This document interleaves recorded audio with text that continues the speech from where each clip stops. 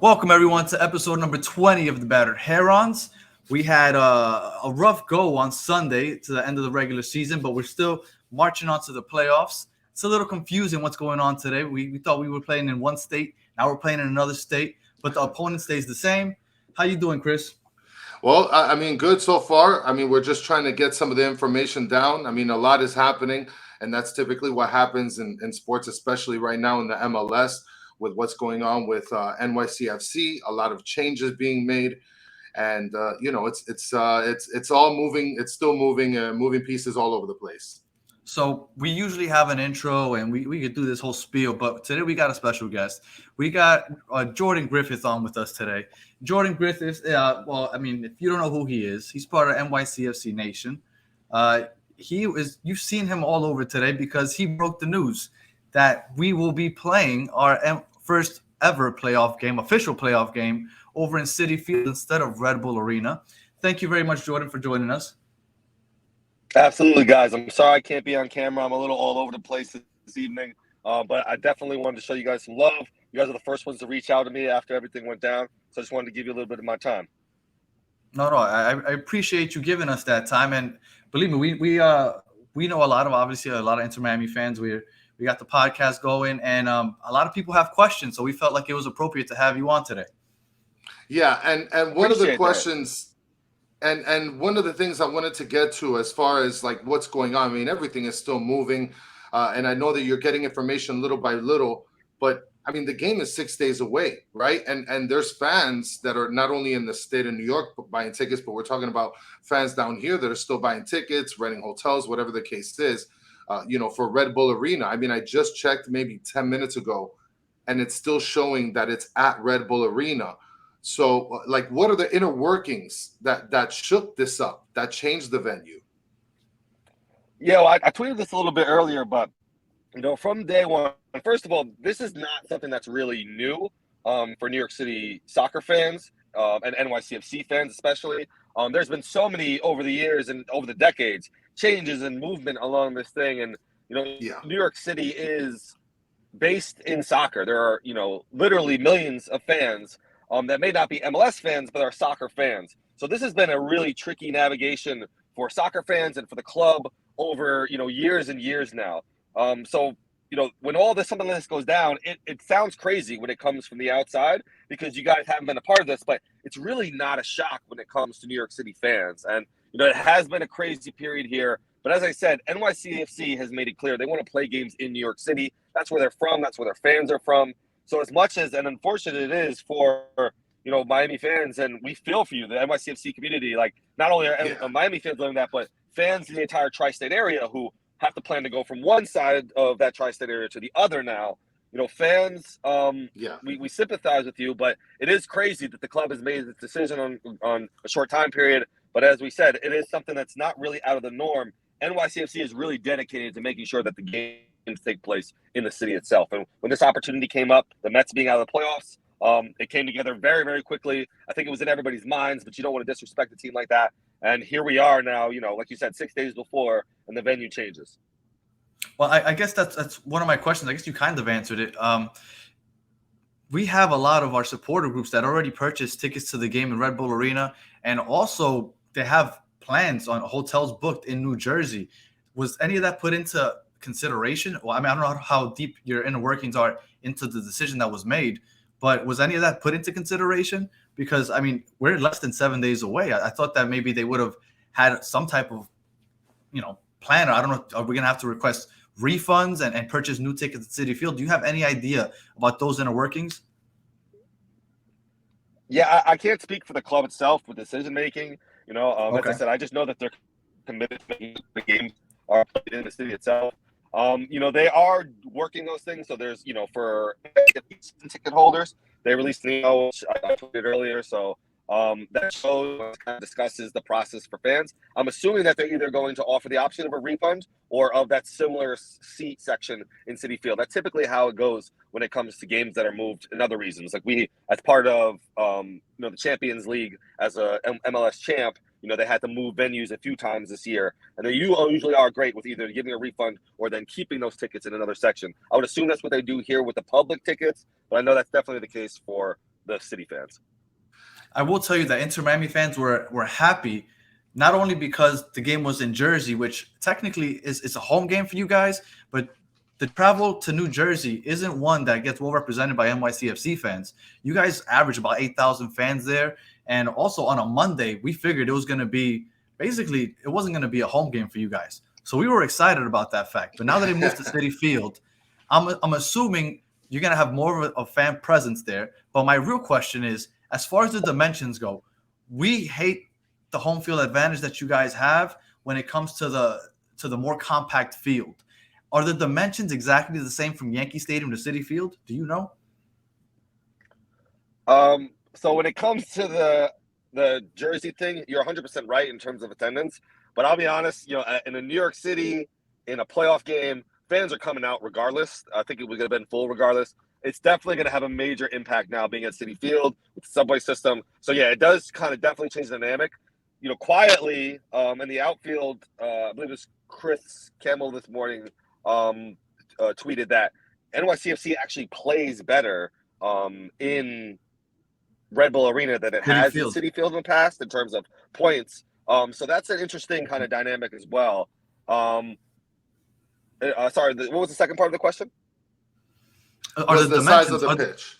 Right, the dimensions of the pitch. Yeah.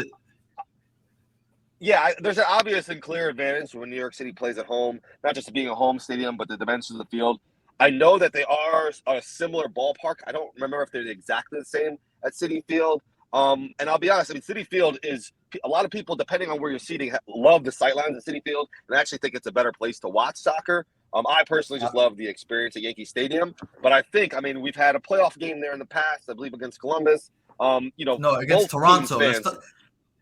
I'm sorry to interrupt, well. We did at Toronto. Yes. Toronto as well, yeah. And you guys have only lost one game at Citi Field. I went in a deep dive. I went on a deep dive today once I found the change. And you guys have only lost once in Citi Field, and it was that playoff game. You've only had one playoff game there. Only time you guys have lost. You've either won or drawn every time you've gone to Citi Field. Yeah. So that didn't make me feel all that great. It's not too great of a pool. But, yeah, honestly, New York City fans, like I said, it's playoff time. The New York City swag. The message behind all their sports. They're coming out. It's going to be a great, fun, and exciting game. And like I said, I do feel for Miami fans that do have to, travel in a completely different direction now for a game like this. So now the other question that I have is in terms of the switch of the fields and the venue, is this? Because I saw one of your tweets also mentioning about how the Red Bull, organization, they don't want NYCFC playing after this year. So was this decision more so made towards, sort of sticking it into the Red Bulls, or was it more made for, I guess, a revenue move for the MLS? That's a great question. In my opinion, I think there are a lot of factors, but in my opinion, the thing that matters is New York City does not want to play outside of New York City. It's been a debacle. At this point, we need the stadium. And hopefully, you've seen some of the news out there that that stadium may come by the end of the year. But New York City doesn't want to play in Hartford. They don't want to play in New Jersey. If they can play in New York City, and there's even been U.S. Open Cup games at college universities. A university somewhere, yeah. Mm-hmm. St. John's, yep, and other places. So, they'll do anything that they can to make sure that they play within the city bounds because of the subway system and because just that's who they want to be. Obviously, it being the name city itself. There are positives and bonuses, the rentals, there are positive and bonuses of the schedule. But I think it just clearly comes down to this club and organization are dedicated to the city itself, which is great for fans. No. Well, it's odd because, it's well documented here on the podcast that before Inter Miami was announced, I was an NYCFC supporter, right? And I've been hearing about them wanting to build a new stadium since the inaugural season. So has there been any real legitimate traction on that? Because I feel like every year they say the same thing, but I haven't seen any real movement. It's probably going to be in Queens. Oh yeah, you're barking up a long history when you're talking about New York City and stadium. And someone joked that I should write a book about it because it takes way too long for me to go ahead and discuss it all. But this has been the messaging from the beginning. Even before, there were little events held in small corners, in small rented studios, just to announce badges and uniforms, and David Villa, and the messaging and the idea has always been the same. I think the organization and CFG, the ownership group, kind of underestimated how far their power and money would go with all the success they've had overseas, and readjusted. And I'll give them credit; they have continued to go down that same path. They want a city in New York City bounds. They continue to throw the money and the resources at that. And like I said, if Soriano, the head of the group, now makes an announcement that they hope to have an announcement by the end of the year here. This city, as much as New York City has been dedicated to the club and its support, and they were rewarded, and the club has been dedicated back with the cup and hopefully a stadium. So I think it's coming eventually. But that's a major problem for this New York City. I think they'll continue to fight. Well, I know you don't have a lot of time, so I do want to ask you just two more questions. One actually on the game. Are there any updates on Magno, Gray, and Morales? Are there any updates on whether they'll be available on Monday? Yeah, I don't have any updates on those specifically. The Magno thing, I think, is being closely monitored. There might be information out there soon. They usually get this time period. He suffered a pretty significant shoulder injury. That's the one that all City fans are leaning on, because Tati Castellanos left mid-year. Magnus Talis has been the guy that they really believe took over to replace him. So yeah, I mean that's the biggest one. I'd be shocked to see those other guys not play in a playoff game. Maxi Morales has been back off of injury earlier in this year, and this team is kind of dedicated to I think proving themselves after a little bit of a collapse. Mid-year. Once Tati left, I felt like you guys took. Yeah, once Tati left, I felt like you guys took a dip. I thought that there was a chance that you guys might actually fall out of a playoff. Yeah, I mean, it's not only the combination of you lose Tati Castellanos, but you lose your head coach and your championship coach to now be replaced by an assistant coach. That's huge. There were a lot of those moving parts. But as you said, I mean, these last 5 games have been huge for New York City to kind of build momentum and prove that they belong with that. And like I said, and a major part of that is Maxi Morales returning to the lineup full time, and that's kind of been the messaging with him. He's an older guy, he's either injured or playing.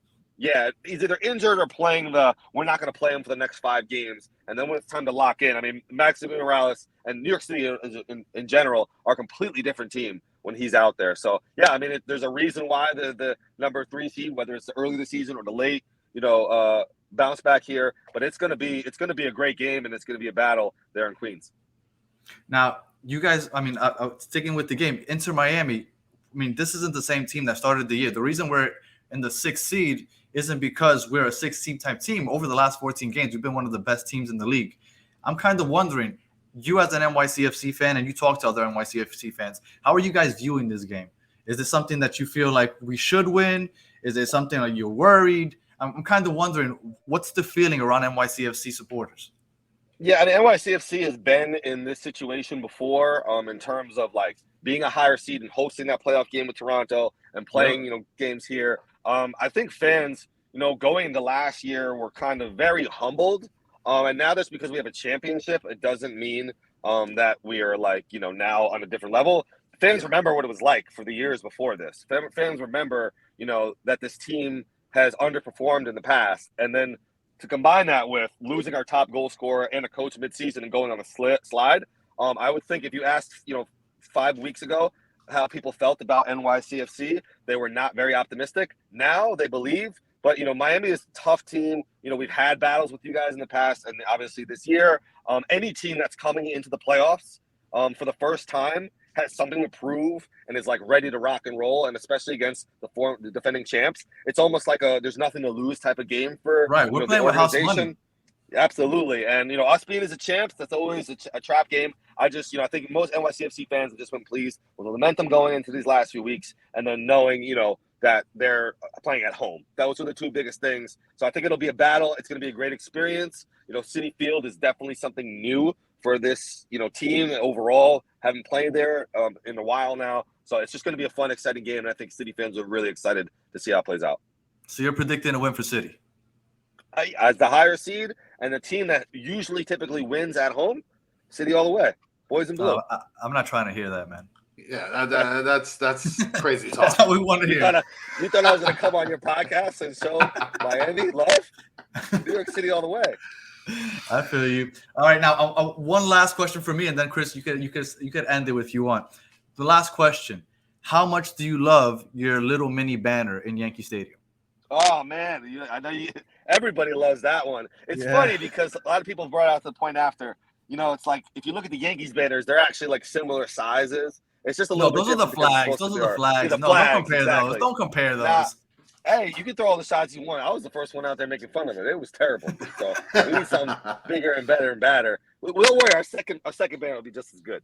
Yeah, maybe you'll get that one day. Well, maybe by the end of this year. I highly doubt it. Well, look, Jordan, we definitely thank you for your time. It was definitely a pleasure talking to you. If any of the listeners want to, check him out, he's at _ Jordan Griffith. Exactly how it sounds is exactly how it's written out. Make sure that you guys get that down correctly so we can tweet at him Monday night after we beat NYCFC. I'll win all the smoke. Holla, come, let me know. Well, all right, Jordan, we appreciate your time. Appreciate you guys, and good luck with everything. And maybe we'll get back on sometime soon. Take care. Oh no, for sure. After Monday, I want you back on. We'll see. All right. Have a good one. Take care, guys. All right. Well, I mean, that was definitely a productive interview. We definitely were able to get a lot of information in regards to some of the venue, the venue changes that's going on. It's still floating. It sounds like he feels pretty confident that it's just about official. He does. And we've been seeing the Twitter world sort of blow up in terms of whether really, I guess, standing solid on the ground in terms of these changes. Like I said, with me, I'm a little skeptic because looking for tickets, I still see tickets are available for Red Bull Arena. I haven't seen. I understand your skepticism, but I think he's on the money and it makes sense. NYCFC does not want to play a game outside of the state. No, better yet, they don't want to play a game outside of the 5 boroughs, and much less do they want to play a home playoff game in their rival's arena.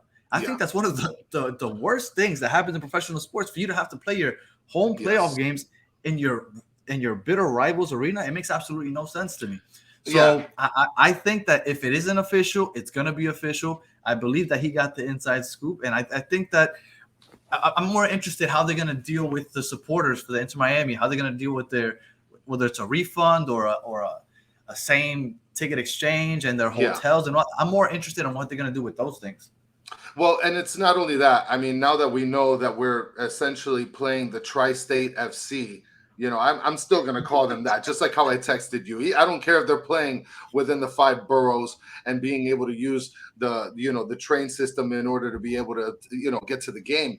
With me, again, my skepticism is not just the fact that the tickets are still available for Red Bull Arena, but then we're also talking about where no big outlets have reported this. Now, obviously he's involved very closely in terms of what's going on with NYCFC. So, he has sources and he believes in his sources. And I believe that if he's done the legwork, then for sure we're going to be able to see that the fruits of his labor are essentially going to lead to Citi Field.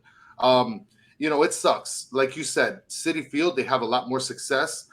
Some of the stats that, that you and I were talking about earlier this week. I mean, we're talking about the success that they have in one stadium over the other is just astronomical. They haven't lost in Citi Field outside of one game. I think they've only played it's less than 10 games. I want to say 7 or 8, but they've only lost once in Citi Field. It was the only time that they played a playoff game there. They lost it. So I guess that bad juju from Citi Field and the Mets always sucking in October, maybe that rubs off on them. So maybe that's a positive. But I was a lot more comfortable with the thought of playing in New Jersey at Red Bulls Arena for a multitude of reasons. One, because it's a real soccer field. 2, because I know he said that the fans would have traveled anyway, but I don't think that it would have been as much. The representation of the fan base wouldn't have been as high as it's going to be in Citi Field, because there's no public transportation that gets you there. Yeah, it's on a Monday, a work day at 7 o'clock. Like, I know he says that they would have still been well represented, but nowhere near what they're going to have now here in Citi Field. So I thought that was a perfect scenario for us. And now that, unfortunately, we have to go back from a regular soccer field to another baseball field, like you said. And on top of that, in the 5 boroughs in Queens, where everybody can get there with 1 or 2 switches of a train, like it's unfortunate for us because we had what I want to say, I think in some aspects, an advantage. And now we're at a crazy disadvantage, I think. Well, and look, I looked it up on Google. It's a 10-minute extra drive, okay? On Google, if you're driving, you're taking 9-10 more minutes to get to other states. What you have to understand, Chris, is that people don't drive in New York. I know. I get that, and I totally understand that. And look, God bless them because they are lucky as hell because their record at Red Bull Arena, I mean, they've played 4 games this year, counting the CONCACAF game against the Seattle Sounders earlier this year in April. 4 games in total. Their average attendance was 9,061 versus 16,000 at Citi Field. The average goals was 1.25 versus 1.75 at Citi Field. So, the success is not good for them, for sure. Look, for us, the best scenario was to play in Red Bull Arena. Hands down. Yes. There's absolutely no question about it. But now that I feel like we're both on board. We think it's going to be a Citi Field. It probably gets announced officially tonight or tomorrow. Let's ride with it. So we're going to be a Citi Field, all right? As of right now, let's just ride with that. As far as the game goes, they have a big-time injury with Magno. He got injured against Atlanta on Sunday. He is their Tati replacement. When Tati first left, that offense took a dip. And Magno was the one that they were leaning on, and he's finally come to life. But without him, that offense is going to look suspect. Maxi Morales, I should have gotten into a deeper conversation about Maxi Morales, but Maxi Morales hasn't been the Maxi Morales of old this season. I know he was just injured. He came back. Maybe he's come back to form over the last 5 games, like you said. But if Maxi Morales isn't 100% and Magno can't go or isn't at 100%, that's a great advantage for us. Now, what I want to know is what's the status of Pozuelo? What's the status of Campana? Because we need them in this road game. Well, I mean, look, it's been reported that Pozuelo is going to essentially be guaranteed to start. I mean, he's had 2 games to sort of get back into shape, get to being, feeling comfortable as far as, recovering from his injuries or whatnot. Campana, I think that, from some of the news that I'm reading, it seems as if he's sort of still in limbo. I mean, but this is the playoffs. Right. And Phil Neville, that he's gung-ho, guns blazing, and he's not going to play that. I'm going to sit my, Campana, one of my other 2 highest goal scorers. Remember the World Cup, it plays. I know we hate to say it, but because of this whole Qatar thing, having the World Cup in November instead of the summer is going to play a factor. If there's any chance that he feels like he's not 100%, I don't think he risks it because he's going to want to get ready for the World Cup. And I can't blame him because that's a once-in-a-lifetime opportunity. Of course, but in the last interview that I saw for Phil Neville, he mentioned it. He was asked that same question, and he faced it directly. He said, "I don't think that there's going to be any issues with his involvement in the World Cup. He's going to be in shape by the game starts. Obviously, Campana's level of readiness is going to be a little bit more shaky in comparison to Pozuelo. But like I said, man, this is round 1. This is the playoffs. He's going to start his best players. He's going to get the most goals on the pitch. So I see Campana and Pozuelo getting on the field to make that huge difference. I mean, if there's any time that everybody's got to go guns blazing, it's against NYCFC. And this is where it's got to happen. Well, let's get into the game, right? Look, I know Montreal game just happened. It was a rough end to the season, 3-1. But we're not really going to touch on that because that really doesn't matter. It didn't make a difference. We are seated where we're seated. Like, it is what it is. So we're moving on. Correct. So we got NYCFC on Monday. Rough schedule because I know a lot of us that wanted to see if we could possibly fly out. The fact that it's on a Monday and you have to miss 2 work days almost basically canceled, at least for me. It's not an option anymore. Yeah. So we have this game. Now, usually we always called NYCFC's stadium and Yankee Stadium a sandbox because it's so small, compact. And going into the time we played them, I think it was in July when Pozuelo had first gotten here, we had this issue where we were playing up the wings, right? Pozuelo had just gotten here. We hadn't changed our formation or tactics yet. It was early. So we weren't accustomed to working up the middle like we are now. Yeah. So now that we have this compact field, although it's still an advantage for them because they're so accustomed to playing it every home game, I don't think we're at as large of a disadvantage as we at one point were when we would build up the wings, and that wasn't an option with that small field.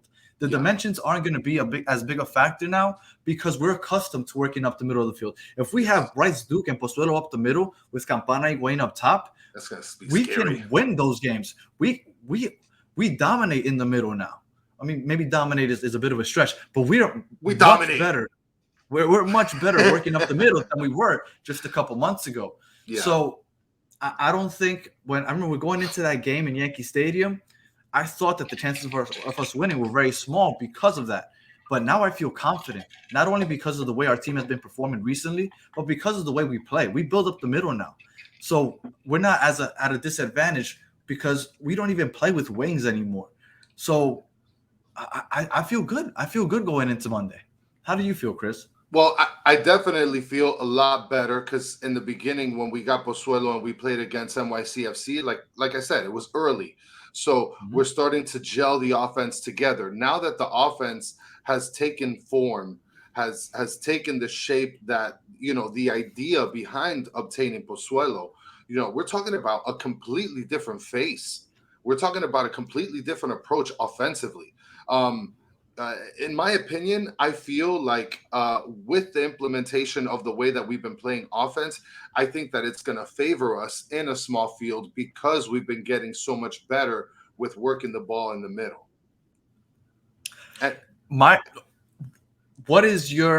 What starting 11 are you hoping to see on Monday?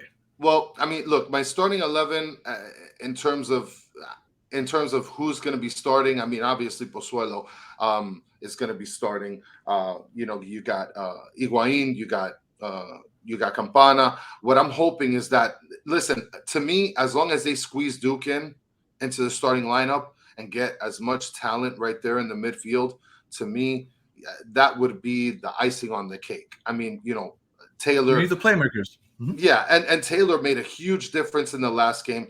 Vasilev played a very good game. Vasilev better not start. I'm going to be so upset if I see Vasilev in the starting lineup. And one thing I'll give credit to him for is that his appearances have been, better and better each game. He's been better defensively in the last couple games that he's played. So you could tell that he's got a chip on his shoulder and he's playing more aggressively. He's trying to get on the ball more. So that's one thing that I'll give Vasilev credit for. But in terms of the starting lineup, I do want to see Bryce Duke in the starting lineup over Vasilev. And I feel like Vasilev to me is always a spark plug off the bench. Now, I don't know if he feels comfortable hearing that or not, but I know that from what I've seen, and again, I'm just a viewer. I'm not a professional soccer player, but just from what I've seen, he is a spark plug on offense. So I would look forward to seeing him come off the bench at around the 70th minute, 65th minute, and making a difference at the end of the game. Same thing with, Lassiter. I mean, unfortunately, and I'm a big component. I'm a big a fan of Lassiter. Advocate. Yeah, I'm a big advocate for Lassiter, but I don't know if he's going to be able to squeeze into the starting lineup. I'd love for that to happen, but again, my concern is how are we going to be defensively? Last game was a pretty tough watch to see our defensive line take those, 3 goals. That was a rough watch, and we were informed. But those first two were just mental mistakes by Drake, and it was just unfortunate. And once those two came, it felt like everything went to hell. I honestly think, and again, I don't want to get too into the Montreal game, but I really think when you have such an emotional, large victory just a few days before against Orlando, it's almost like you come in and it's a dip. Like you don't feel the same emotion. You're not revved up like you were on Wednesday. It's almost impossible to get to that level, unfortunately. So, and you already had the spot clinched. Do I think that's what they came in and they were like, I don't care? No, that's not what I think. But I don't think emotionally they were where they were on Wednesday. Yeah. But for the first playoff game, they will be. I have no doubt about that. And as far as the starting 11 goes, I mean, I'm hoping obviously Drake, Calendar in the back. You're going to get your normal 4 in the back, right? You're going to get Low, maybe Mabika. He's been playing a lot. Yedlin and McVay out on left back and right back. Now, Mota, I think, is going to be key in this game because, again, we can't work out wide because of dimensions being so small. So I think Mota, he is such a good outlet for Low and Mabika constantly, the way he comes back to receive that ball, and he builds up the plays from the back. Mota is crucial. I hope they come out in the diamond where Mota is the holding midfielder. Gregory and Bryce Duke are the left and right mids, and then you have Pozuelo up top as the cam. When you have that diamond, and then you have Campana and Higuain, obviously assuming that everybody's going to be back and healthy, I think we have a great chance to win. This team, in that formation, I don't see us losing. And I know that we're not a great road team. I know that NYCFC is a good team, the defending champs, but I don't think Higuain's swan song is done just quite yet. And you know, how good would it feel to play NYCFC in the field that they chose, essentially? Because let me tell you something. The fix is in.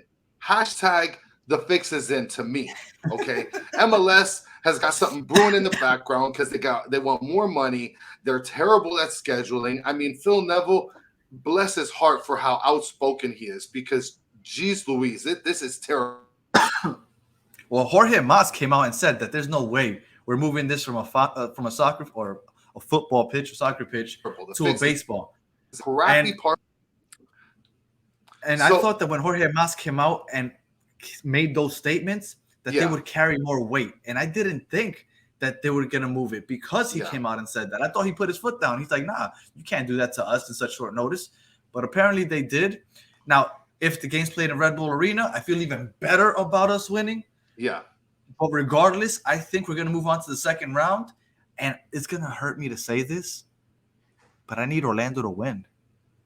Yeah. I'm rooting for Orlando to beat Montreal because if we win on Monday, like I suspect we will, and then Orlando does their part and they win, then we got a home game, baby. Look, we get a home game against Orlando. We get to thrash Orlando again on the way to the Eastern Conference Finals. That sounds like music to my ears. Yeah, that's essentially what every single fan for Inter Miami is looking forward to. And like I was saying before, I essentially got cut off by my caveman internet. The beauty of being able to beat NYCFC in their crappy park in Queens, and then to be able to come back home, hopefully with Orlando winning, facing them in dry pink. I mean, we're getting ahead of ourselves, but that would be just beautiful. And Phil Neville would essentially get what he asked for, which was a playoff home game.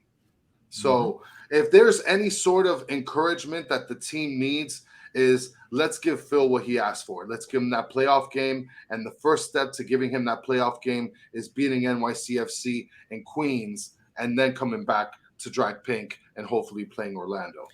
All right, so let's just end it here. Give me your prediction. What's the final score, Chris? It's weird because if it's going to be a smaller pitch, I don't know whether that's going to mean more goals or less goals, a lot more condensed soccer, right? I can go either way in this case, but I feel comfortable. NYCFC has one of the best defenses in the league, I believe. So I feel comfortable with unleashing a 2-1 spread with Inter Miami, of course, being favored in that, winning the game again 2-1. I feel comfortable with that score. Well, I take it back. I thought the defense was a lot better. They're a lot closer to the middle of the pack. But I feel like, John Elway, the way he won that Super Bowl on the way out. Ray Lewis announced his retirement. He won that Super Bowl on the way out. I feel like it's almost meant to be. Maybe not a championship, but I don't think we're going to get a first-round exit. I just feel like we need that one home game. I think we're going to beat NYCFC. I think Orlando will somehow manage to get some Disney magic going over there in Canada and win that game and come over, and we're going to get Higuain at home one more time. That's what I'm hoping. That's what I think is going to happen. I think we beat NYCFC 2-0, and I think we take it. I feel like we're going to be talking about round 2 next week. Yeah, no, and I feel the same way. I completely agree with you. But now, what's the score? What do you think the score line's going to be? 2-0.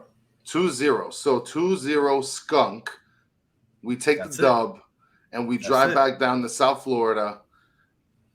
And then Jordan asked for the smoke, so I'll be hitting him up on Twitter after this. Yeah, no, for sure. We're going to give him all that smoke, okay? What he doesn't understand is we don't play games down here in the MIA, boy. All right, so do you have anything else, Chris?